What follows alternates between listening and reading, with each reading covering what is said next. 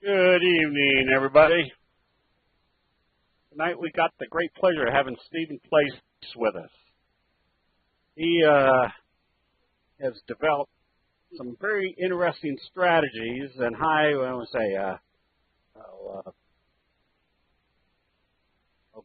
good trading strategies and good risk management techniques for well over a decade now. So we'd like to have him on because he's got some good option trade strategies that I think will be very interesting to everybody. So with that, Stephen, welcome to the Candlestick Forum. We're anxious to hear your information.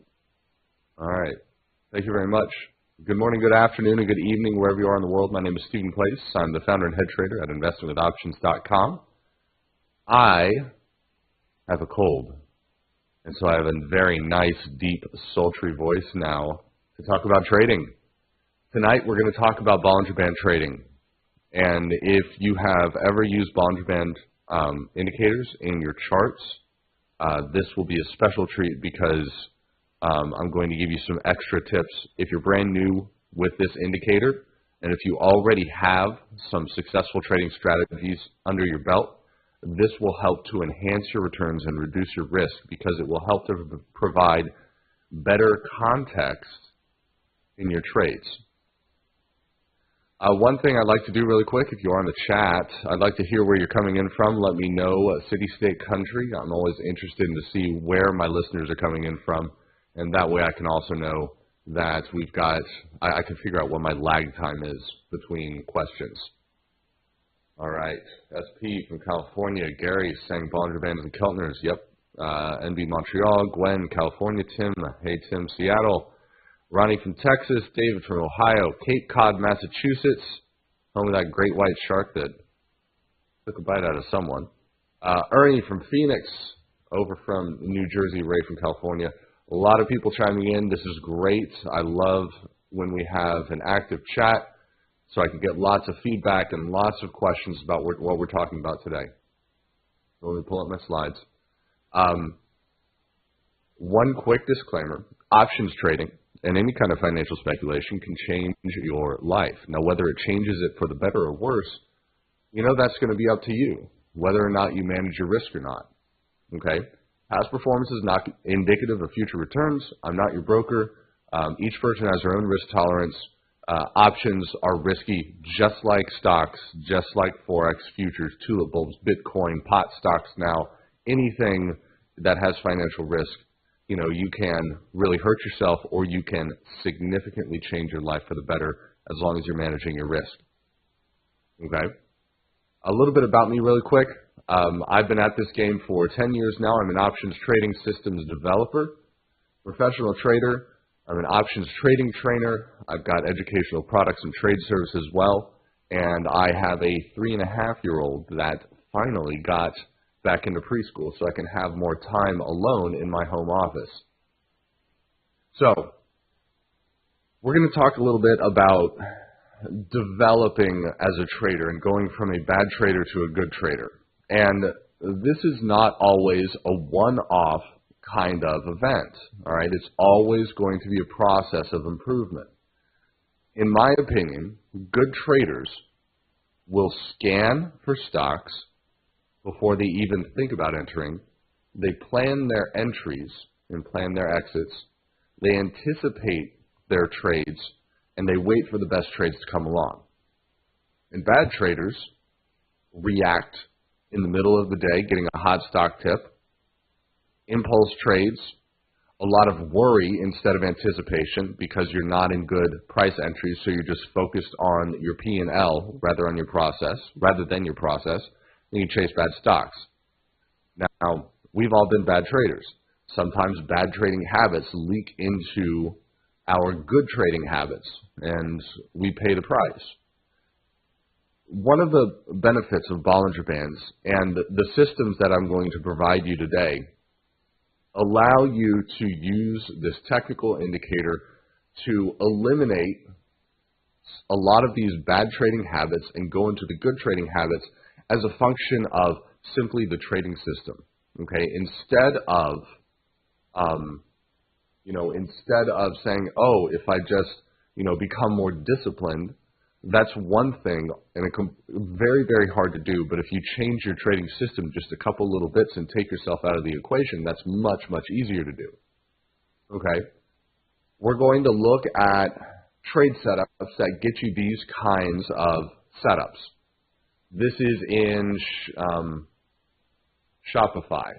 And this is a weekly chart where the stock had a breakout from 45 and has since run to $166. Okay?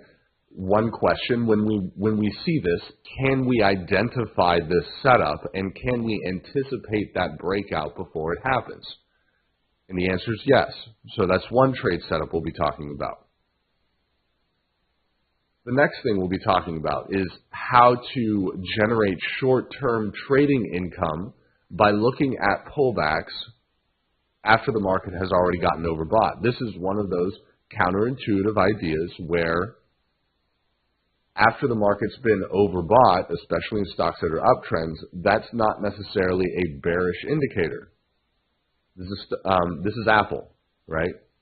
After earnings right here, strong move on that first pullback, that's where the floor comes in, right? And then we see a reversal, a strong move, and then a pullback, and then we start to see some movement into earnings. Okay, so I'm going to identify a very specific kind of system that allows you to wait for these stocks to set up first, and then you can start planning your entries. Okay, so that's the second kind of setup that we'll be looking at.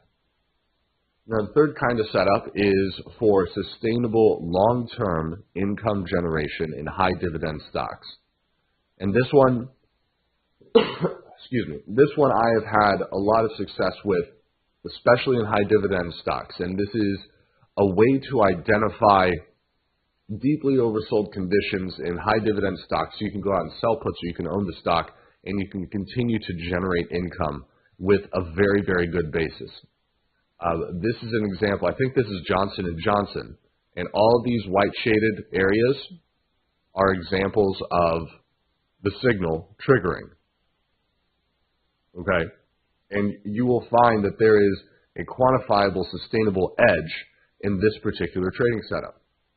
So all of these, the thing that they have in common, because they're all different kinds of trades, different time frames, different levels of aggression, but they all have Bollinger Bands coming into play. Now, let me know if you've ever used Bollinger Bands in your trading, or if you stick them on your charts every once in a while. I'd like to hear from you in the chat. All right, we got a lot of yeses coming in. Okay, so there's definitely a lot of experience here. I feel that Bollinger Bands, they get abused a little bit. That too many people will look at a Bollinger Band and say, oh, it gets overbought, so that's a great selling opportunity, or, you know, it gets oversold, so it's a great buying opportunity. That's only a very, very small part of what Bollinger Bands have to offer, okay? Vicky's got a great point. It makes the chart crowded, yes, and I'll show you some techniques you can use to remove the charts or just simply use scans. So once you identify the stocks with Bollinger Band scan setups, then you can use whatever entry criteria you desire, to give you the proper signal. Okay? So I'm just going to, how to calculate Bollinger Bands is actually kind of complicated. There's a lot of math involved. Here's the nitty gritty. Let's say you have a stock, and the stock, it's in an uptrend. Now, when the stock sees movement above that trend, that is a statistically significant move higher above its trend. Sometimes the stock sees movement lower relative to its trend. Okay? All we're doing is we're saying, okay, we're going to ignore what kind of trend the stock is in, whether it's up, down, or neutral, and just look at how far the stock has moved away from that level over the past month. And that's it. Okay?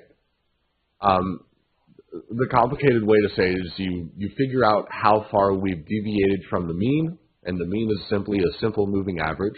How far we've deviated, and then you square it and you average it. Okay, so it's a root mean square, whatever it's called. Okay, and this is what you get. Bollinger Bands are an adaptive volatility envelope that show you what kind of volatility that a stock or market has experienced over the past month. Okay? This is crucially important because you cannot trade Bollinger Bands the same way every time, because there are different contexts. Remember, markets move in cycles. You have accumulation, you have distribution, you have markup, markdown, you have sideways ranges, and on top of all that, you have volatility expansion and volatility contraction. One of the biggest things to know is, are we in a period of volatility contraction, or are we in a period of volatility expansion? And what's even more profitable to understand is, can we identify periods where we are just on the cusp of seeing volatility expansion? And can we identify periods where the market or stock has undergone too much volatility expansion and is due for mean reversion? Okay? Those are the two main kinds of questions that I look to answer when I'm putting on trades. You don't have to completely, because this is candlestick form, right? And I know Steve's very talented with candlesticks. You can use Bollinger Bands as a contextual tool to help identify better signals and better entries with whatever system you're currently trading. Okay, so it is a nice add-on if you don't want to completely change your trading style. Okay? So, who's ready to go on to the first trade setup? We're going to talk about the Overshoot trade setup. I have to get some drink because I have a cold and I can barely talk.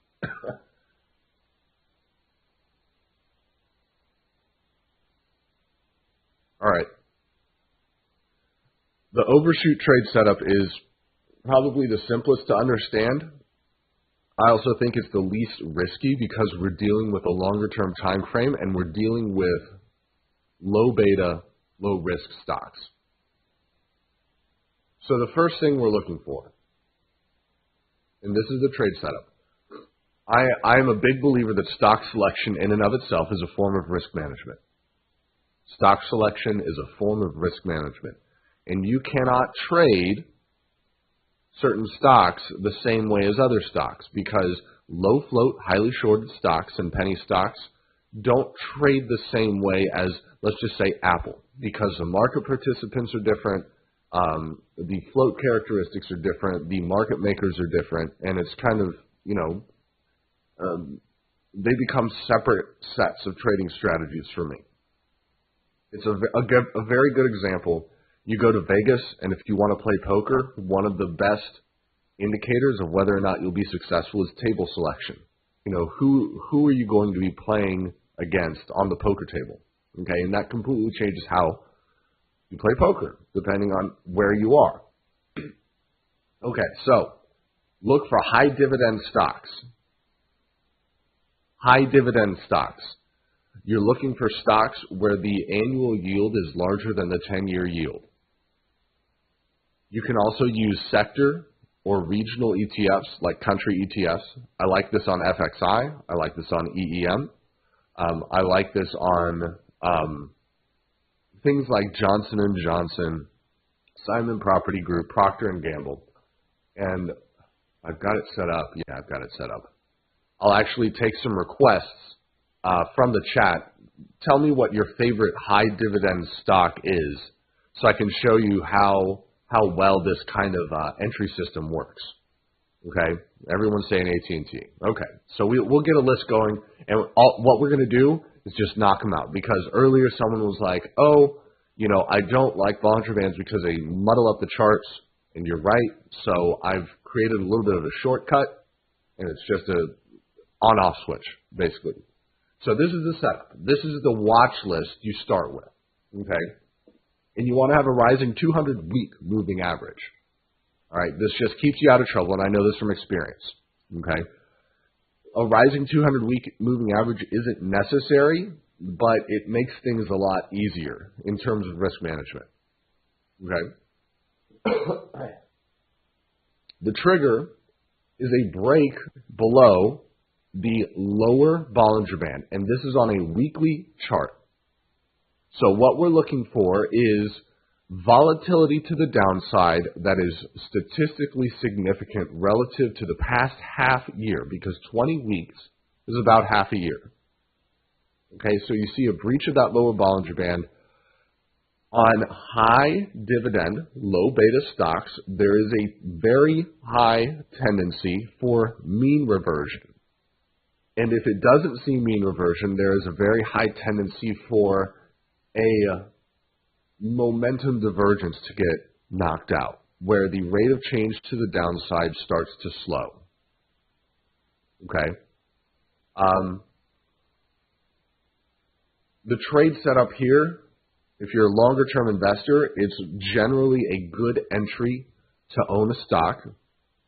If you're an options trader, selling puts is a great setup here for a couple reasons. First off, it's long delta, so it's a bullish trade. You're short implied volatility, and normally when a stock sells off, when you see a hard sell-off in a stock, then you will tend to see implied volatility, so the option premium go up. Okay, that's the rule of thumb. Okay, so if you can sell puts and get away with it, that's going to be a good setup. One extra thing, this is kind of advanced. I think you guys are pretty sophisticated right here. We'll pull up the chart in just a second. If you sell puts within the dividend window, the dividend gets baked into the put sale. So you don't actually have to own the stock to catch the dividend. And put sales are much less margin intensive compared to owning stock, which is pretty neat. Okay? So there's the trigger. Someone asked for the previous slide, so there it is. And if you email me, you can get the slides too. That's fine. So here's an example. This is an EEM. And for the past, I guess the past year, EEM was on a really nice tear. It saw some pretty hard reversion, but right around 2017 is where the 200-week moving average went from down to up. So we are now in an inclining 200-week moving average. Now what we're looking for is simply a breach underneath the lower Bollinger Band. So right here, and right here, and right here. This doesn't necessarily mark the absolute bottom in a stock. But here's the thing. If you sell puts, and they've got about a month's expiration, you just have to see the stock go sideways for 4 bars. Or you just need to see the stock have a very nice retracement higher, and then you can close out those put sales for profits. Okay?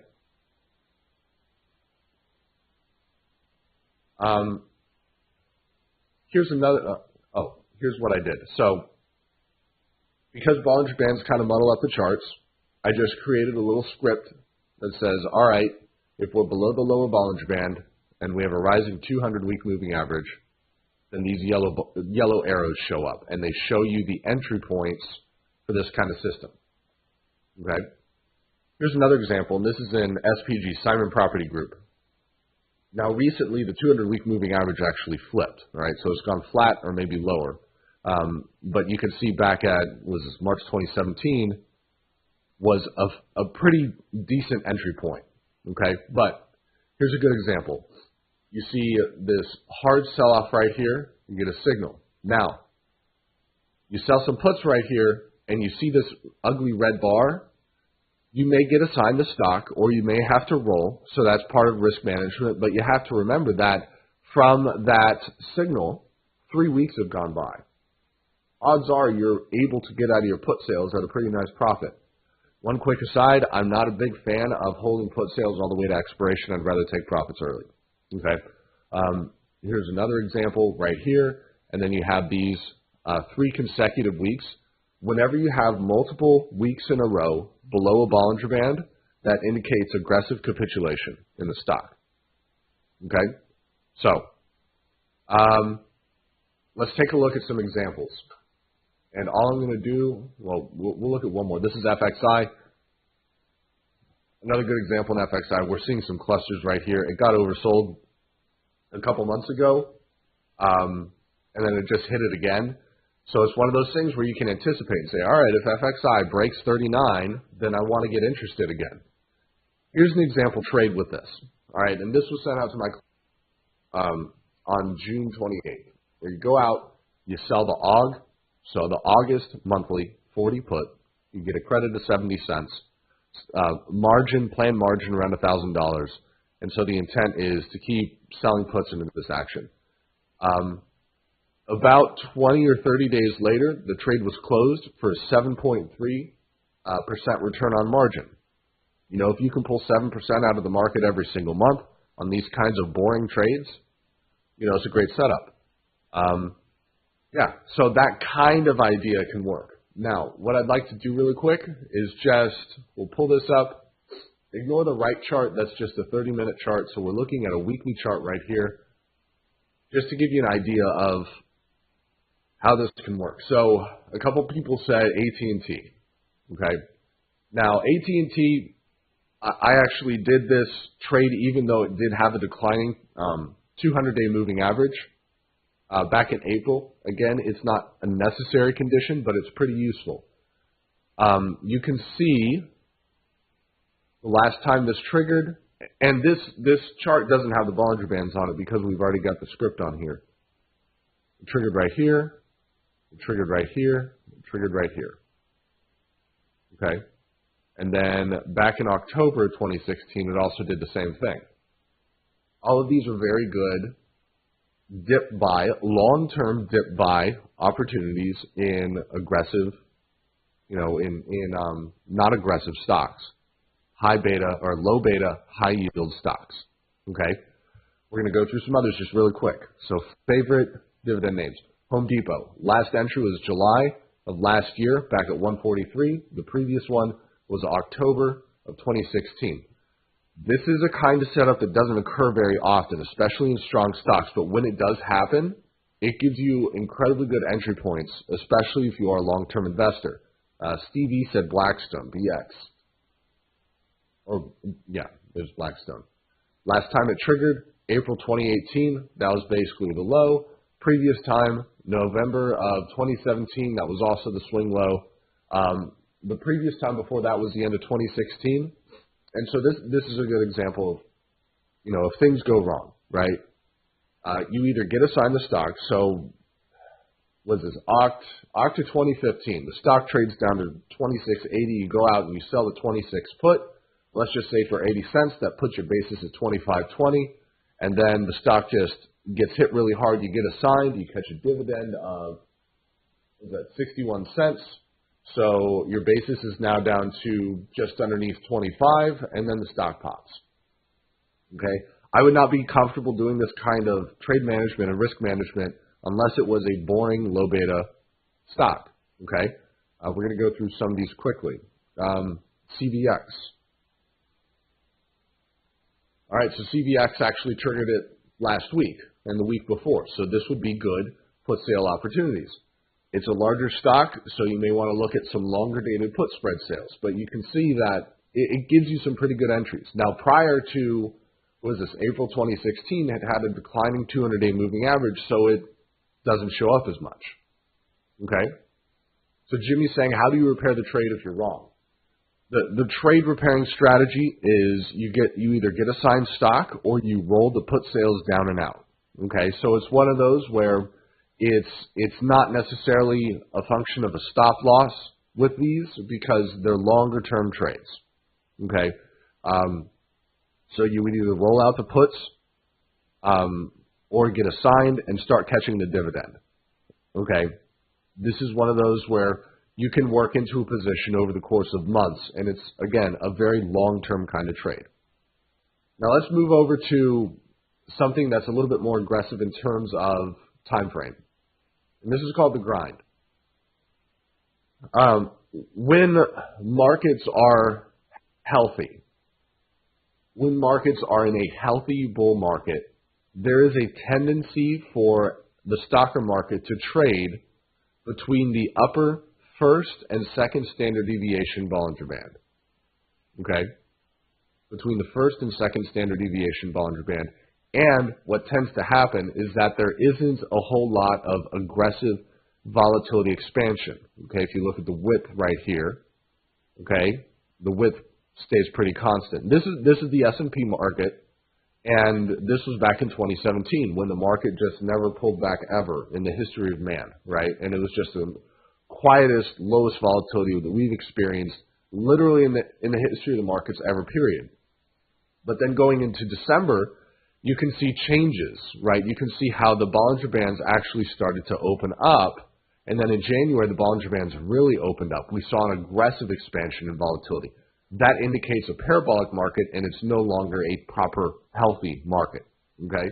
A grinding market is a kind of market where you don't see a whole lot of aggressive volatility to the downside, okay? So here's the setup. You want to look at liquid large cap stocks. So we're avoiding low floats, we're avoiding penny stocks and low price stocks. That's simply because we have a better idea of liquidity and the capability of mean reversion in these kinds of stocks. You want a stock that has recently crossed the 20-day moving average.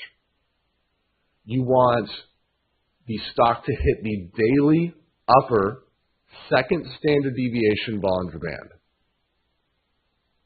The second standard deviation Bollinger Band.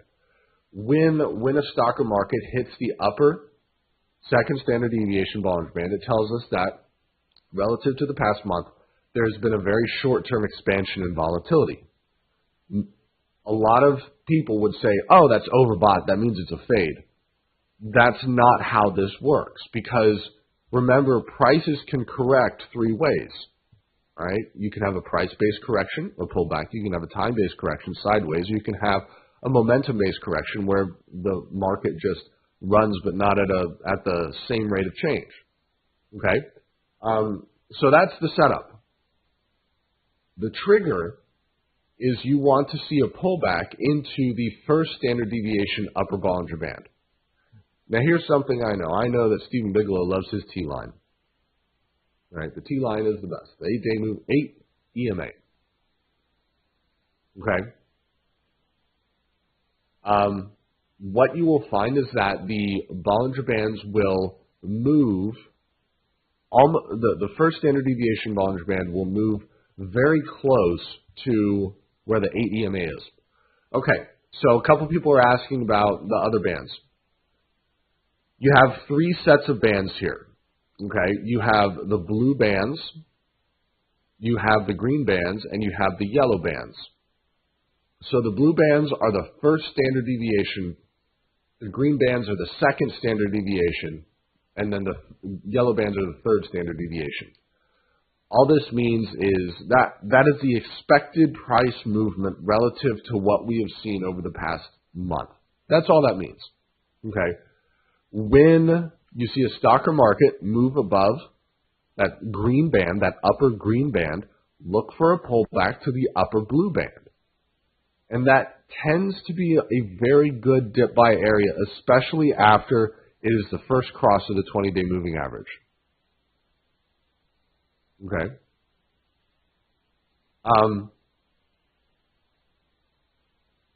The kinds of trades that work well here, selling bull put spreads, so put credit spreads, where you, let's just say a stock pulls back to 200 and then you go out and you sell the October 190, 180 put spread. So you'd sell the 190 put, you buy the 180 put. It's a limited risk, limited reward trade. And that way, even if the stock pulls back and then it pulls back just a little bit further, you're still going to make money. Or it can go sideways and you still make money. The reason that this works pretty well is that when a stock in an uptrend has seen significant upside volatility expansion, it usually takes more than a month for the stock to see aggressive selling, because it takes time for the psychology of an investor to change, the collective zeitgeist of the market to change. And as that time goes on, your options decay and you make money. The other thing, if you're a little bit more aggressive, you can scale into long calls. here's why this trade is so nice. Because we have FOMO. We have the fear of missing out, where we say, oh, crap, I just missed the big move. Now I'm going to have to chase, or I'm just going to have to be out of the market, or maybe I'm going to get greedy and try and short because I'm butthurt that the market rallied so much. By using this kind of setup, it allows you to be a little bit more objective and say, okay, once we see that pullback, or once the stock goes sideways for a little bit, then I'd like to get involved again. Okay? So here's a couple examples. And this is an Apple. Now, I made a mistake when I drew these because the 20-day moving average isn't shown, but I can draw it really quick because it is the middle of where all of these bands are. Okay?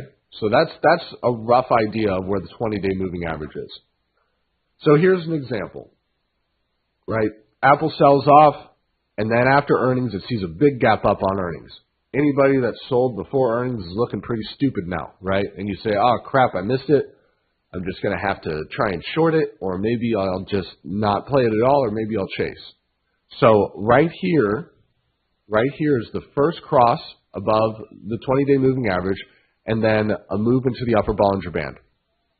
The first test of this upper blue line right here, okay, is where the trade pullback, okay, is expected to happen. And then you go out and sell some put spreads, and you make some money. Okay? One area, and this is a little bit more discretionary, so you just have to bear with me for a little bit. When you see very, very tight Bollinger Bands like this, okay, when volatility's gone sideways for too long, I don't think that this is as reliable of a signal. Okay? Now, let's take an example that didn't work, and it's just a previous example. You've got the 20-day moving average right here. You see a cross. You see a move to the upper Bollinger Band, and then you see a pullback into that first standard deviation Bollinger Band. Right? If you had attempted to buy this dip right here, it doesn't look particularly good. Yet, if you're selling put spreads, you actually get a little bit of a cushion right there, which is pretty useful. Okay? One of my advantages, and one of the things that I like to do is align my knowledge of options and how option risk works along with the market structure and what I think the volatility will do. Okay, so that's what we're trying to do. We're trying to just line it up. Now, we're looking at Apple, and I'm talking about right now. Apple had the chance to break down yesterday. It didn't look too hot. It was losing 217, but then buyers showed up again. So this is actually going to be the first cross above the 20-day moving average. So what kind of setup can we look for? Well, we look for that auction up to the green lines right here. Okay, that's going to be right around 227. And what will probably happen is that Apple will rally and rally and rally a lot further than I think. But then you get that pullback, and that dip right there will continue, the odds of a grind higher will continue, so that dip right there is going to be a great opportunity to sell some put spreads. Okay, so this is an opportunity to get reliable monthly income through selling put spreads. Okay.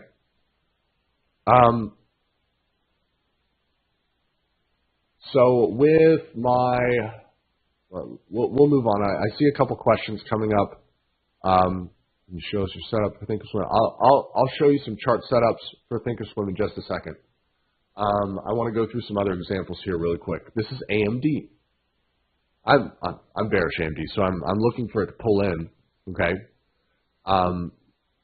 Because you say, oh well, what about this second standard deviation push right here? Well, it hasn't crossed the 20-day moving average recently. The last time it did, was back here, and then we saw this parabolic spike.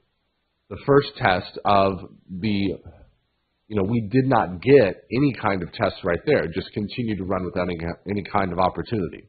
Okay, so we're not going to force it. You just say, all right, Maybe AMD will get a nice push to the downside. It'll correct a little bit, go sideways, get overbought. That first pullback is where we're going to get involved. Okay? But let's look at the previous earnings event. Right here, we saw a move above the upper Bollinger Band. The first pullback right here. It's not often, it's not going to necessarily mark the absolute low, but it's a good risk-reward opportunity for option traders. Let's take another example, the previous earnings event. You get a cross, and then it pulls in right there, and then it just continues to grind higher. That's just such a textbook example of how a stock will grind between the first and second standard deviation Bollinger Band, between that blue and green line. Okay? Gary's saying AMD looks strong to me. There is one indicator I use, and I'll just pull it up really quick. And it's the deviation from a moving average. And so it's kind of like what we see with Bollinger Bands, except it's a raw deviation. Right? So this is one of the reasons I'm bearish AMD right now. I'm just diverting a little bit. So for example, CVX is 1% under its 50-day moving average right now. Okay? You look at AMD, 3 days ago, AMD was 50% above its 50-day moving average. This is something that we don't see happen. Okay? Now, I don't think AMD is going down to $10 a share anytime soon. I think it'll probably just establish some kind of a corrective pattern, very similar to what we saw a couple months ago, where it just goes sideways, and then it refreshes, and then we'll see if it jams higher again. You know, that kind of idea right now. Okay? Jake is asking, what are your settings for Bollinger Bands? Let me see really quick. Because they are all regular Bollinger Bands, so they're not exponential Bollinger Bands. We're just using normal Bollinger Bands. And 20 period, okay? So 20-day moving average, or 20-day Bollinger Bands is what I use. Okay? 20 trading days is about 1 month. Okay, so because as an options trader, I normally only care about what happens 1 month from now. Right, and so that's one of the reasons I use a 1 month, so 20 trading days as my Bollinger Bands. And then the deviations change, right? So the blue lines are the first standard deviation, the green lines are the second standard deviation, and the yellow lines are the third standard deviation. Okay? Let's see if I got any more examples with this one.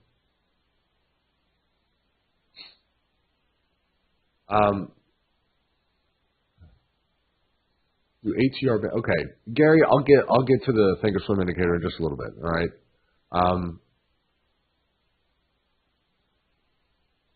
JP's asking, do ATR bands behave as Bollinger Bands? Not exactly. And it comes down, and what we'll do, we'll just combine those two into one. So what we'll do, we'll go into Thinkorswim really quick. If you got Thinkorswim, you can kind of follow along. Bollinger Bands, and I just use them stock, right? I just use them straight out of the box. So close 0.20 minus 2 simple. All right, and that's what the Bollinger Bands look like. I change all the colors to yellow to make them consistent. All right. Now ATR bands are going to be similar, but I haven't looked at them in a while, so I'll tell you why they're different. I haven't looked at them in a while because they're not right here. So ATR bands are something where you would look at the average true range over the past 14 days and then use that as a deviation. It's some complicated math. Bollinger Bands look at standard deviation. Average true range looks at the average. Okay, so I think Bollinger Bands are a little bit more sensitive to volatility compression. Okay.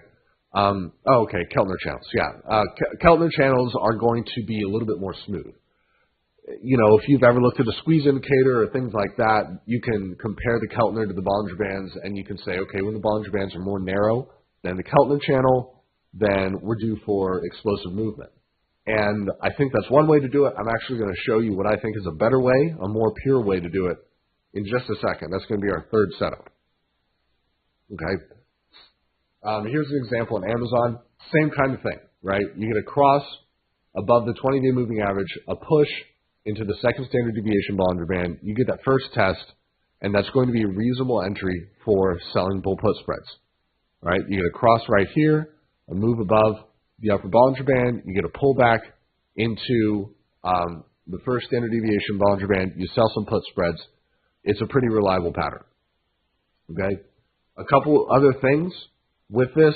For me personally, I never, ever, ever, ever go all in on put spread sales or put sales. I scale in because I know often, many times, I can be early.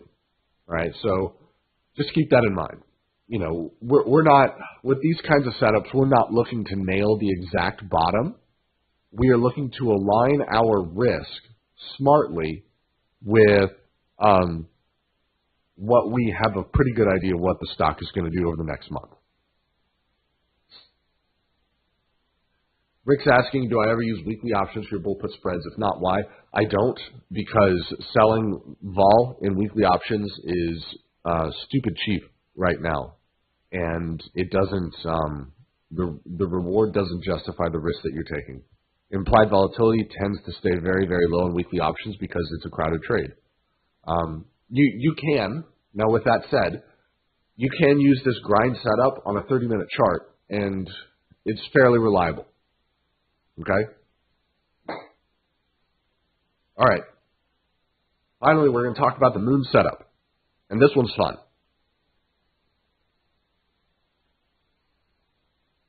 Okay? So a lot of times, you know, if I make a bullish call and the call starts working, you know, that happens a couple times, which is pretty nice. Where I say, oh, I'm bullish on, let's just say Apple.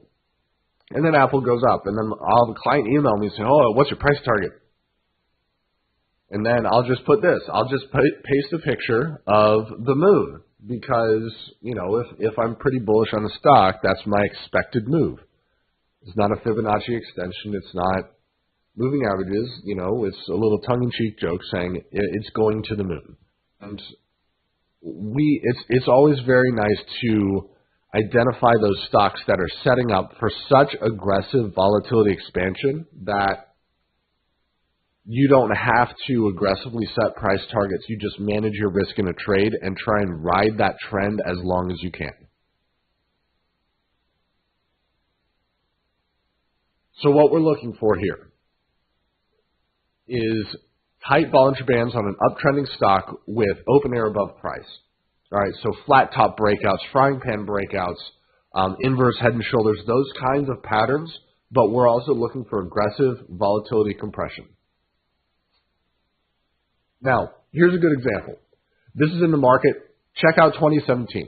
2017 had this breakout, and then if you actually look at the width of the Bollinger Bands, you know, after the crash, very wide, but if you look at the width into the run-up, that's not a healthy market. That's a parabolic market. We're looking for names that have not seen a whole lot of price movement and have gone sideways for at least a month. So here's how we do it.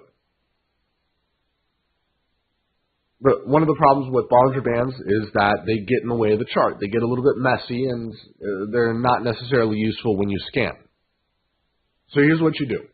You do bandwidth. And this is available on Thinkorswim. This is available on TradingView, I think, and a couple other places. All right, and I'm going to have to pull it up again if we want to look at some individual setups. But the basic idea here is that instead of looking at the Bollinger Band, we just look at the width. Okay?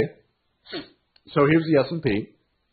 You can see after the big move in February, the band width was very wide, and so it corresponds to a very high value. And then if the bandwidth is very low, if we see tight Bollinger Bands, it corresponds with a low value. So all we're looking for is a low bandwidth. All right?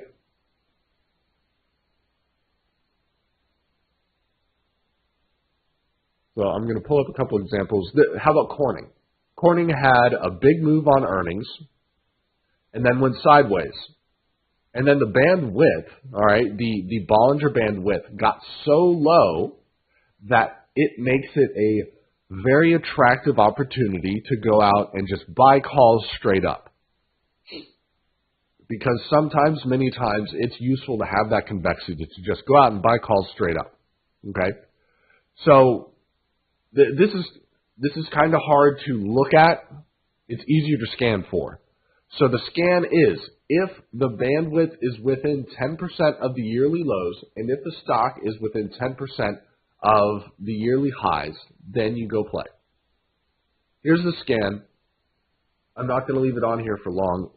You can email me and I'll give you the scan.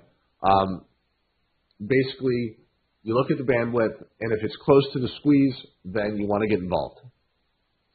And then we're looking for stocks that are within 10% of the highest value over the past 250 days, which is about a year. Okay? Now, I just ran this scan this afternoon. So let's take a look at a couple examples. Let me bust this out again.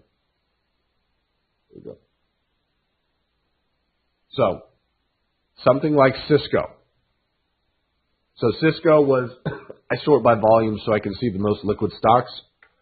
Cisco has had a very, very tight Bollinger Band over the past month.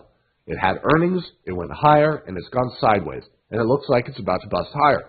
One of the beauties of doing this is that it affords you the ability to have very clean risk management where you can say, all right, I'm going to buy some calls right here. Let's just say the November 47.5s if they're available.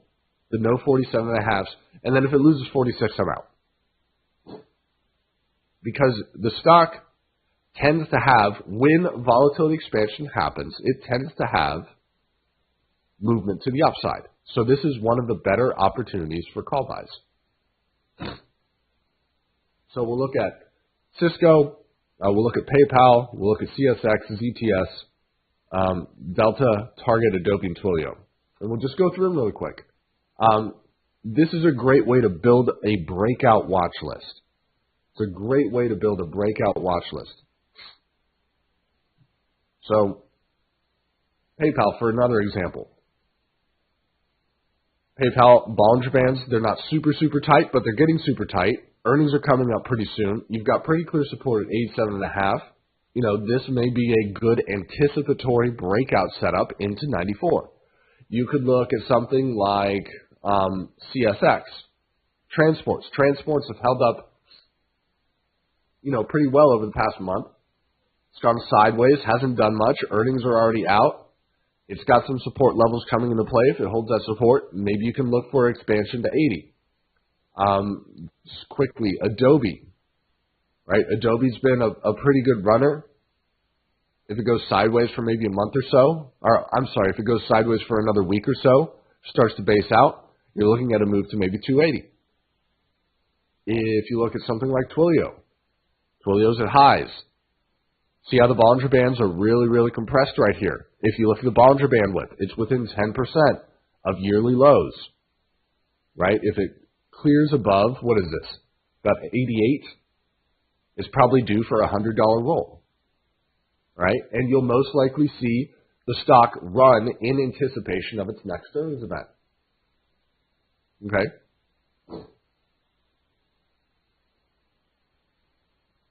Bob's asking if there's a bandwidth feature in TC2000. I mean, there should be. It's not hard to code. It is not difficult to code because you just take the Bollinger Band code and then you add a subtraction. We subtract the upper band from the lower band. Jake's saying, but if volatility is low, we don't know if implied volatility is going to be low too, which is why what the options price is going to be on. So is that a concern? This is a little bit advanced, but basically delta is what matters. Right? Because if you have two things, you have realized implied volatility and implied volatility. You have the actual volatility of the stock, right? So if Twilio, for example, runs to 100, and if you buy, let's just say the 90 call, then you've got $10 of intrinsic value and very little extrinsic value left, so there's no Vega sensitivity at all. It didn't matter. What tends to happen, though, is that during quiet periods, implied volatility tends to be low. One extra thing, if you can buy calls that are in the earnings cycle, the implied volatility will be high, but it will stay high in anticipation of the earnings risk. Another setup you could look at is long straddles if you think that the stock could go either way in a different time, in a different kind of market. This can actually be a bearish setup sometimes. Go and look at how the S&P traded in 2015. You know, when we had just sideways action for such a long time. And we'll just take a quick look at it. What was that, 5 years ago now? All right, yeah. All right, July 2015, August of 2015. Look at the Chinese currency crisis in August 2015 and see how tight those Bollinger Bands were.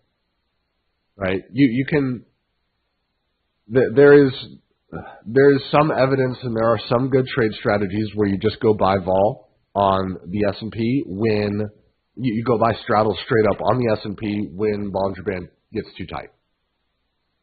Okay? All right. CB's asking, are you using the bandwidth of the first Bollinger Band? I'm using the bandwidth of the second standard deviation Bollinger Band on a 20-period average. Gail's asking, how do you know that a squeeze is going to break higher or lower? When you have a stock that's within 10% of 52-week highs and you have volatility compression, the odds favor the upside because the stock is in an uptrend and the investor psyche is in greed mode, not fear mode. Okay? Gary's asking, is a squeeze when the Bollinger Band moves outside the Keltner channel? No, that's a different indicator. I know what you're talking about, but this is a little bit more raw. Okay, the Bollinger Bandwidth is a little bit more of a raw indicator. It gives you more raw data. All right. So here's an example of when the squeeze actually resolves lower. This is in Goldman Sachs. This is March 2017. You can see it was the lowest volatility we had seen in well over a year, and then it resolved to the downside. So there are instances in which it doesn't go to the upside. Most of the time it does. Okay? And here's what I'm looking at right now. And this is actually on a weekly chart. We're not looking at daily anymore. This is Boeing on a weekly chart. And the weekly Bollinger Band is very, very low and very close to being near the lows of the past 252 weeks, which would be something like 4 years. Very tight Bollinger Bands. The stock hasn't gone anywhere for about a year now, and we should expect, before the end of the year, significant volatility expansion in Boeing. Now, how you want to trade that, how you want to set it up, it's going to be different according to your risk tolerances. If you want to just buy some calls straight up, or maybe do some upside calendars, or maybe you don't know which way it's going to go, so you buy some straddles, head it into earnings. There's a couple different ways to do it. You have options with options. Okay? Any more questions about this? Because I know we're about to wrap it up.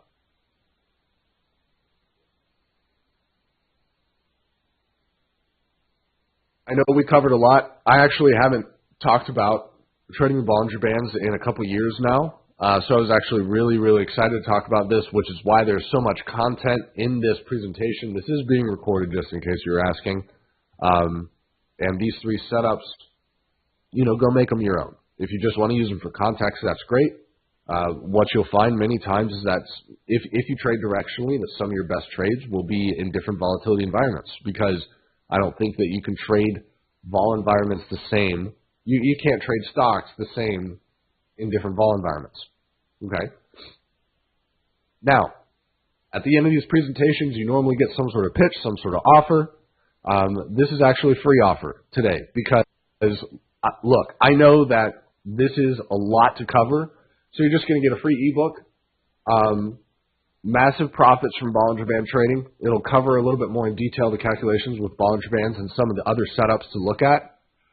You will also get the turning point indicator, and this is my own creation, and this is using Bollinger Bands on a different thing instead of price. You're looking at rate of change. This allows you, especially if you sell credit spreads, especially if you sell options, it allows you to anticipate where the stock will find a turning point from a statistical basis, which is pretty nice. Now, you will get all of this for free. Once you pick it up, there will be some more training about what I think is the best option strategy for being consistent. I'll explain to you how to automate your options trading, and then at the end of that training, there's a $7 offer for the Consistent Automated Profits course. So you're going to get all this for free right now. If you do want to become a client of IWO, the CAP system for $7 is the best way to get started. Okay, so definitely check that out. The moderators, excuse me, the chat moderators have already posted the link. And so I would go to that, opt in for the free ebook and for the free training indicator. You'll get some more training about my favorite option trading strategy, as well as how to automate your options trading. You won't find this anywhere else. No one else teaches this, and it has allowed me to reduce my screen time so I can spend time with my family while my financial speculation runs on autopilot, which is pretty cool. All right, questions. Let's see. Tim's asking, do I use a 10% of the Bollinger Band width as a good place to enter? So what we just looked at, the moon indicator, provides context, okay? Now, if you want to use it to just go out as a trigger to buy, that's fine. I tend to use candlestick and technical analysis to confirm the entry, okay? Rick is asking, do you use a 20 SMA for an idea on which way the squeeze may break up or down? No. I use, for this particular scan, I'm looking for stocks within 10% of their 52-week highs. So I'm looking for stocks that are in uptrends. And so that's my entry. Now you can remove that, and then it'll just show you volatility squeezes no matter where the stock is trading, so you can actually look for bearish breakdowns if you want. SP is asking, did you say automate your option trading? Yes. I talk about using limit orders and some other things where you can plan your trades, place your trades in anticipation of what the market will do. Instead of being a reactive trader, you are a proactive trader. John's asking, how do you get the BB scan for Thinkorswim? You have to write it down or just email me and ask. But these two things are what the scan are, and you can either type them in, or take a picture of this, I guess. All right. Ralph saying indicator at the bottom of the chart indicates the B-band's fall. It doesn't show the vol, it shows the width. It's one of those things where it's like a derivative of a derivative. So it's not showing the vol because the width is the vol. I don't know. That didn't make sense. But yes. Yeah. We're all on the same page. It all makes sense. How do I get it? Ralph, email me, man. I'm not sure if it's in the ebook, but if you email me, I will, I'll get it set up. And here's the other thing. If you pick up the Bollinger Band ebook, I'll go ahead and email everyone the code for the moon setup and the code for the weekly oversold, so the overshoot setup as well.